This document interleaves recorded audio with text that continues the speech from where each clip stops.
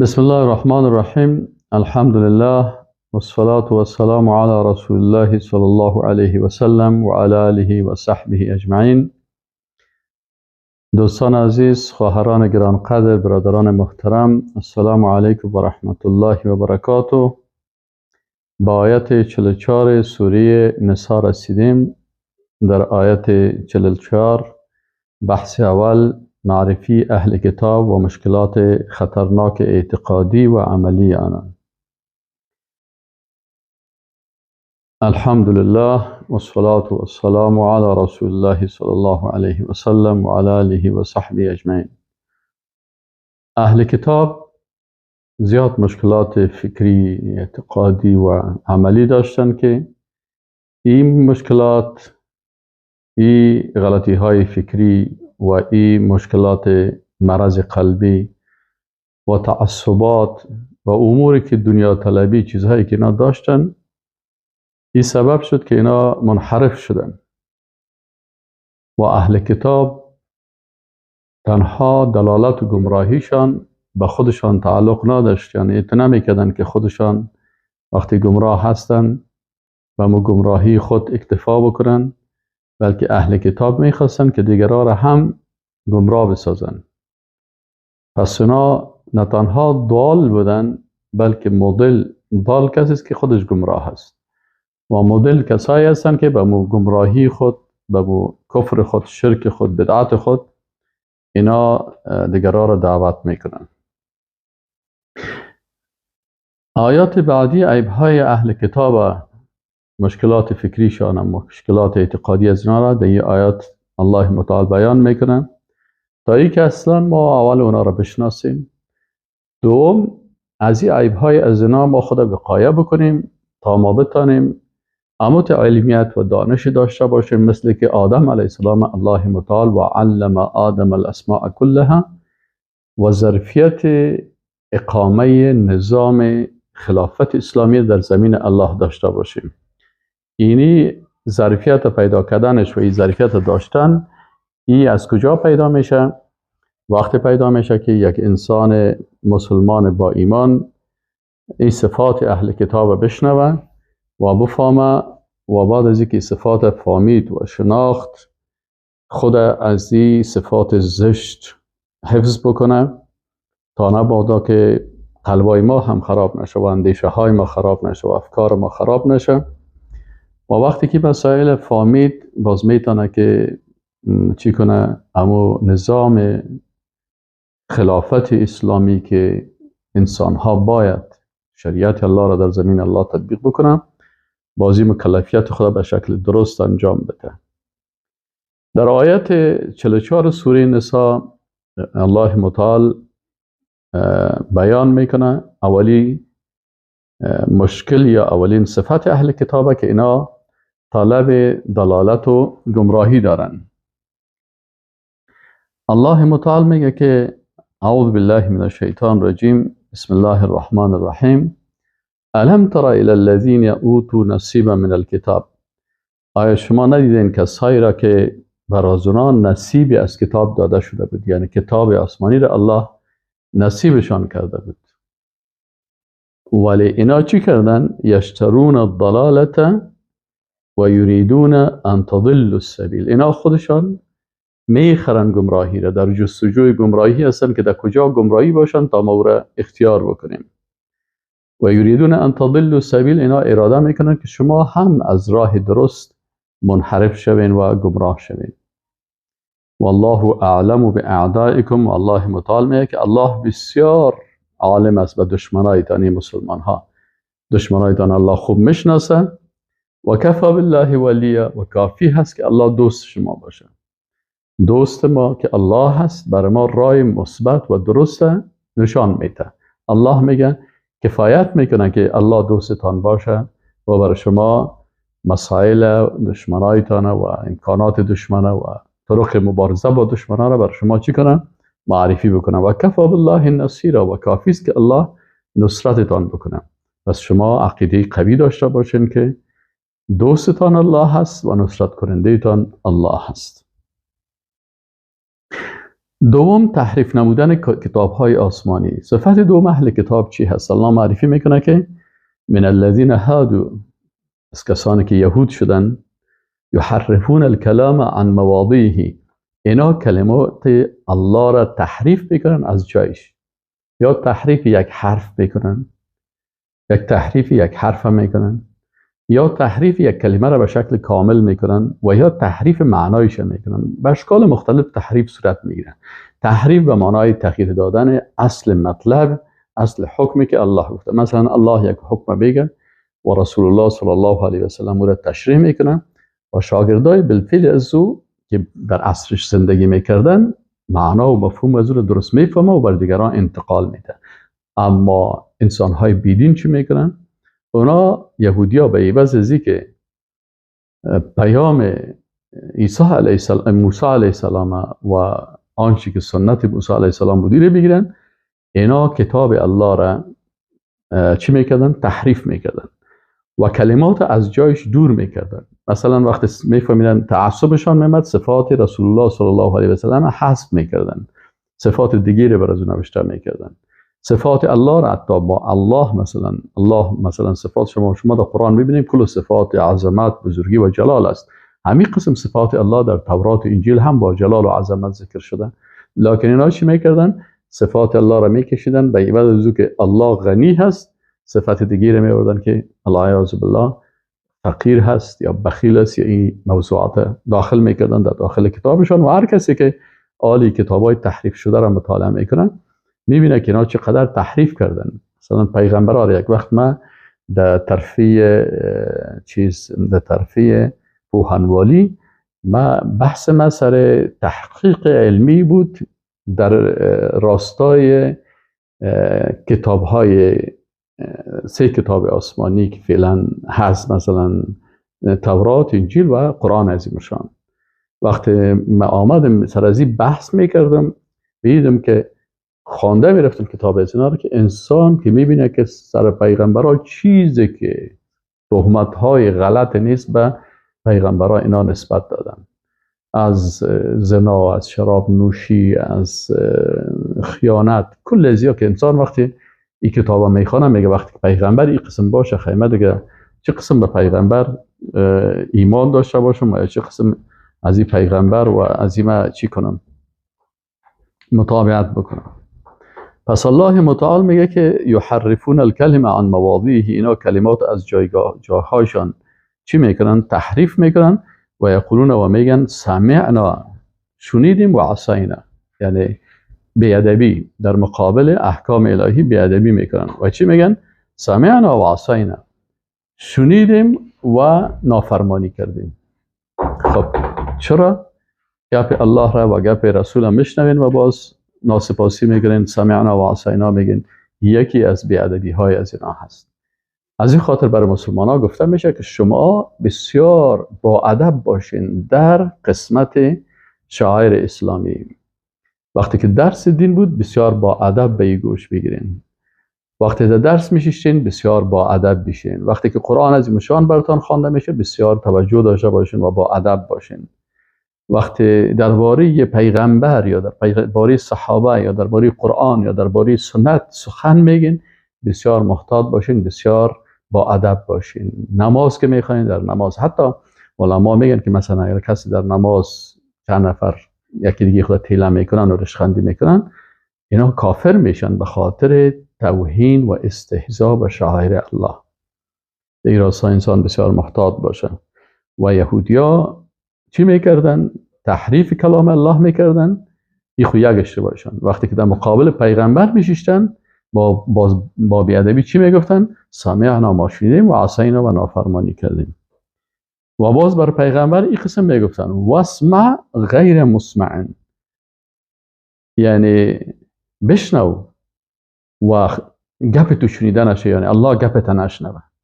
یعنی یک نوع توهین و یک نوع تحقیر و یک نوع بی‌ادبی در مقابل رسول الله صلی الله علیه و سلم است. و باز کلمه ببینن بی‌ادبی های از اینا را میگه که ببینن اینی بی‌ادبی ها را کسایی که میکنن کافر میشه، مرتد میشه، از دین خارج میشه، لعنت الله بالاش نازل میشه. بیادبی دیگه چی بود؟ و راعنا لیم به السنتهم. تو میگفتن راعنا، باز امو زبان خودم یک قسمه چیز جور میکردن، یعنی زبان خود یک قسم تو چرخ میدادن. وقتی که زبان چرخ میدادن، این چرخ دادن زبان از اینا سبب چی میشد؟ که یعنی کلمه راعنا تغییر بکنه، عوضی که بگوین راعنا ما را مراعات بکن، یعنی باز کمک رو طویل می ساختن راعینا. راعینا یعنی تو چوپان ما هستی. و یا معناهای غلط دیگه که اینا داشتن. الله متعال میگه شما وقتی میبینید در قرآن میخواین که یهود لعنت شدن، علت لعنتش چی هست؟ علت لعنتش بی‌ادبی و اینی الفاظ است. پس شما این الفاظ نگوین. لا تقولوا راعنا در بقره ما شما خواندیم، نگوین راعنا. مثلا دشمنای اسلام امروز چی میکنن؟ امروز دشمنای اسلام میشینن اصطلاحات جور میکنن و این اصطلاحات در مقابل مسلمان ها استعمال میکنن. این حاله نباید مسلمان مثل بلبل یا مثل توتی که هرچی برش بگوید دشنام برش باید بیتی دشنام میگه. مسلمان خب فکر داره و اندیشه داره و عقیده داره، پس نباید این مسلمان کلمات کافرها را چی کنه؟ تکرار کرده بره. اونا میگن اینا هم میگن. مثلا کافرها چی میکنن؟ اگر ریش داشتی، لنگی داشتی، چی میگن؟ اینا میگن اکستریمیست هستن. اکستریمیست یعنی افراطی هستن. اینا افراطی هستن. چرا؟ این خانم هایشان افراطی است. خانم های افراطی حجاب میگن، مردهای افراطی ریش میگذارن، مردهای افراطی لنگی به سر خود دارن. خب این اصطلاح ما میفهمیم یک کافر میگه دیگه. کافر میگه تا روز قیامت ابلیس هست و پدر کلانشان که ابلیس زنده هست. خب نواسایش وقتی که گپای بابا کلان خود تکرار کرده میره گفته میره. خب ابلیس پدر کلانشان است یا نواسایشان است؟ وقتی که نواسی ابلیسی کلمه را میگه، خب میگه من نواسی ابلیس هستم، خب بیرقش بالا هست. تو می حیث مسلمان چرا کلماتی که اونا استعمال میکنن فاندامنتالیست یعنی بنیادگرا و کلش میخوان عیب جویی بکنن، سنتگرا، بنیادگرا، عقب مانده، تروریست، دهشت افغان، وهابی، خوارج، این اصطلاحات اینا تمام روز تکفیری. خب دشمنای الله اصطلاحات میارن تا میخواه که چی کنن؟ که ما مثلا فاندامنتالیست چی مانا؟ یعنی بنیادگرا. حالا ما اگر بنیادگرا نباشیم خب کافر میشیم. بنیاد اسلام اساس زیر بنایش چی هست؟ قرآن و سنت است. خب ما باید، لکن پیش از اونا بنیادگرایی یک چیز زشت است. او را اینا معنای منفی میتن و برای ما و شما میگه اینا بنیادگرا هستن. خب بنیادگرا باید باشه، باید باشیم. خب وهابی چی هست؟ میگه وهابی کسی هست که درس قرآن میته، درس سنت میته و از توحید گپ میزنه و شرک رد میکنه. خب اگر منظور از وهابی ای باشه که ما قرآن درس بدیم و سنت درس بدیم و شرک رد بکنیم و توحید بر مردم بیان بکنیم، اهلا و سهلا، چون الوهاب نام الله هست و ما به الله متعال منسوب شویم. از این خاطر ببینید الله متعال این نقاط بر مردم میگن تا که مردم متاثر نشن. یا مثلا تکفیری میگن. خب ما تکفیر در قرآن داریم، تکفیر در سنت داریم، تکفیر در عمل صحابه داریم. هر مسلمان باید تکفیر بکنن. یکی غلات تکفیر هست، یکی کسایی هستن که افراط میکنن، مثلا یک نفر در گناه کبیره تکفیر میکنن، این غلط کار است. اما یک نفر دیگه هست که مثلا اونجا باز کافر نمیگن. خب اگر کافر کس کافر نگوید خودش کافر میشه. یا مثلا برای مشرک و کافر عذر پیدا میکنه. عذر المشرک چی معنی؟ یعنی عذر دهنده برای مشرک. مشرک کی است؟ یهود است. مشرک کی است؟ نصارا هست. مشرک کی است؟ مشرکین بت پرست هستند. مشرک کی هستن؟ مشرکینی که مثلا خوب فهمیده قبر پرستی میکنن. مشرک مثلا ما در هندوستان برین در وسط قبر است و چهار طرفش چی را مانده؟ چهار طرف جنازه را آور کنن و روی به طرف قبله میخسن، به طرف قبر نماز میخوان و از قبر طواف میکنن و اگر برشان چیزی بگی همونجا لطم میکنن.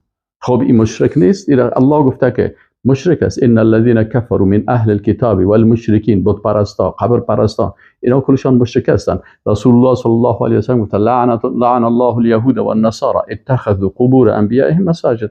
لعنت الله از بالای یهود و نصارا گرفتن قبرهای پیغمبرای خود سجدگاه، به قبرهای پیغمبرها سجده میکنن. یعنی اگر یک کسی به قبر پیغمبر سجده بکنه این مشرک است و بالایش لعنت الله داخل میشه. وقتی که رسول الله صلی الله علیه و سلم یک سر از لعنت الله هست، حال برزی مسلمان اجازه داره برزی عذر بده و بگه که نه ولا یهود بیچاره عذر داره، نصارا بیچاره عذر داره، بت پرستای و قبر پرستای هندوستان، مثلا در هندوستان یک تعداد بت پرست هستن که چی میکنن؟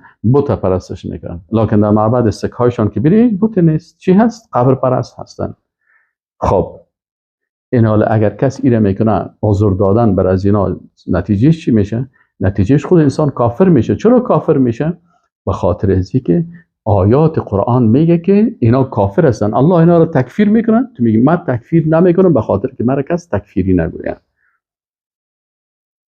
خب ما میگیم که نه، کسی را که الله تکفیر کرده ما تکفیر میکنیم. میگیم بله یهود کافر است، نصارا کافر است، مشرک کافر است. ان الذين كفروا من اهل الكتاب والمشركين في نار جهنم، الله گفته کافر هستند و در نار جهنم هستند و خالدین هم ابد در دوزخ می باشند. و رسول الله صلی الله علیه و سلم وقتی که در مکه مکرمه دعوت شروع کرد، کسایی که قبول نکردن دعوت آمدن پیش رسول الله صلی الله علیه و سلم، الله برش گفت که تکفیرشان خوبه برشان بگو قل یا ایها الکافرون. این حالا هر کسی که با قل یا ایها الکافرون عقیده داره تکفیر میکنه. آیا این تکفیری میگه؟ بله دشمنای الله این تکفیری میگن. خب اگر کس میگه که نه مرا کس تکفیری نگویه، به این معنا که قل یا ایها الکافرون خیلی نخوانده، هیچ به این عمل این در قرآن قبول نکن. اگر قبول داری مجبور هستی میگن بگوین اهلا و سهلا. آنچه که هست در دین، از این خاطر الله متعال بیان میکنه که شما صفات چی رو ببینین؟ صفات اهل کتاب ببینین که اینا چرا کافر شدن، چرا مشرک شدن، چرا از دین رانده شدن. چند عیب داشتن؟ تحریف کلام الله، یک. دوم سمعنا و عصینا، بی‌ادبی در مقابل پیغمبر. دو واسمع غیر مسمع، بی‌ادبی و بدوا کردن برای رسول الله صلی الله علیه و سلم. ایسه راعینا، اصطلاحات زشت کفری بی‌ادبی با زبان خودت تغییر دادن. چهار و طعنا فی الدین. چرا این کار میکنن؟ به خاطر که میخواستن در اسلام به اسلام بد بگوین، اسلام بد معرفی بکنن، دین بد معرفی کنن. الله متعال میگه ولو انهم قالوا سمعنا، اگر این مردم میگفتن که شنیدیم، و اطعنا و اطاعت کردیم، واسمع و ای رسول الله صلی الله علیه و سلم سخنهای ما را بشنو، وانظرنا و ما را هم مهلت بده، لکان خیر لهم. این اصلاحات ادبی، این اخلاق، این سیستم برشان خوب بود و اقوام و بسیار اعمال از اونا را و راه از اونا را درستر می ساخت. ولکن الله متعال میگه ولکن لعنهم الله بکفرهم. لعنهم الله، اینا را الله لعنت کرده. به خاطر چی؟ به کفرهم، به سبب این کفرشان، بی ادبی، استهزاء، توهین، تحقیر کردن به شعائر اسلامی کفر است. از همین خاطر یهود و نصارا کافر است. این حال کسی که میگه یهود و نصارا کافر نیست، این در حقیقت بی ادبی در مقابل آیات قرآن میکنه. امروز بسیار کسایی پیدا شدن که مثلا میخیزن به نام پروفسور، به نام فیلسوف، به نام دانشمند و در رسانه ها میشینن و ادعا میکنن که در قرآن یهود و نصارا کافر گفته نشده. خب اینجا میگه ولکن لعنهم الله من الذين هادوا. اول الله میگه یهودیان با صفاتشون بیان میکنن، باز در آخر آیت حکمشون بیان میکنه که لعنهم الله بکفرهم. اینا را الله چرا لعنت کرد؟ اما تعدی یا به خاطر کفرشان؟ به خاطر کفرشان. فلا یؤمنون، پس اینا ایمان نمیورن الا قلیلا. آیت 46 سوره نساء هست. ببینیم قرآن عظیم شان کل دواهای تمام دردها در قرآن عظیم شان است. ولی ما مشکل ما چی هست؟ مشکل ما در چی هسته؟ مشکل اکثر امت در چی هست؟ امروز ما از اکثر کسایی که مثلا جوانایی که امروز دل ما آزرده هست به خاطر چی هست؟ اگر برشان درس تفسیر بگیری، وقتی که سائل میکنیم یک درس تفسیر دارم میخوایم لایف براتون درس بدم، سائل میکنیم چند نفر است؟ والا امروز 50 نفر بود، امروز 60 نفر بود، امروز 100 نفر بود، پس امروز 80 شد، پس 40 شد، پس 20 شد، پس 5 شد، پس 2 نفر است. یک ما ماندیم یک امو کامپیوتر.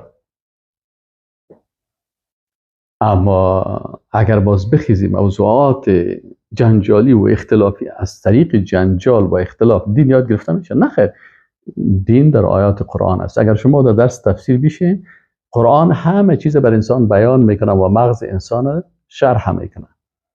و اگر کس کتمان میکنه آنچه که از دین است، الله متعال او را ذلیل میسازه، لعنت الله سرش نازل میشه. نمیتونه کسی این چیز کتمان بکنه، کسی که واقعا مسلمان واقعی باشه. کسی که خودش کفر اختیار میکنه، پیغمبرم میکشه، دعوتگرم میکشه، دینم بدگویی میکنه و هر کاری را میکنه به خاطر منافع دنیای خود. ما از اونها گله نداریم. من از بیگانگان هرگز ننالم که بر من هر چی کرد آن آشنا کرد. آشنای ما چی کار دارم؟ اگر موضوعات درباره اشخاص گپ بزنی، ببینید 10,000 نفر کلیپ را شنیدن. حتی به توبه نمیماند که توبه بکنی. کردم ز شراب ناب توبه و از کرده ناسواب توبه، در وصف به باده چون شریک است، 100 بار ز شهد ناب توبه. در سوره نساء در آیت 47 رسیدیم. سوم، عدم قبولی ایمان به تمامی کتاب‌های آسمانی. اهل کتاب مستحق جزاهای خطرناک شدن. چرا؟ یعنی شما مسلمان ها از این خدا وقایه بکنین. یا ایها الذین اوتوا الکتاب آمنوا بما نزلنا مصدقا لما معکم. ای اهل کتاب شما ایمان بیارین بما نزلنا، و این چیزی که ما او را نازل کردیم. الله متعال میگه مصدقا لما معکم، که این تصدیق کننده هست و او کتاب هایی که پیش شما هست من قبل که برای شما آمده هست. من قبل ان نطمس وجوها، پیش از اینکه ما روحهای شما را یعنی محو بکنیم، فنردها علی ادبارها، باز رویتان و پشت سر بگردانیم. یعنی عذاب الله سرتان اوت نازل شود که رویتان به پشت سر شود و پشت سرتان به پیش روی، به این شکل سرتان به می قسم چیز کنه. او نلعنهم کما لعنا اصحاب السبت، و یا اینا را لعنت بکنیم پیش از مثل که ما لعنت کردیم اصحاب السبت، یعنی کسایی که در روز شنبه برشان گفته شده بود که شما ماهیگیری نکنین. و کان امر الله مفعولا، و امر الله سبحانه و تعالی شدنی هست.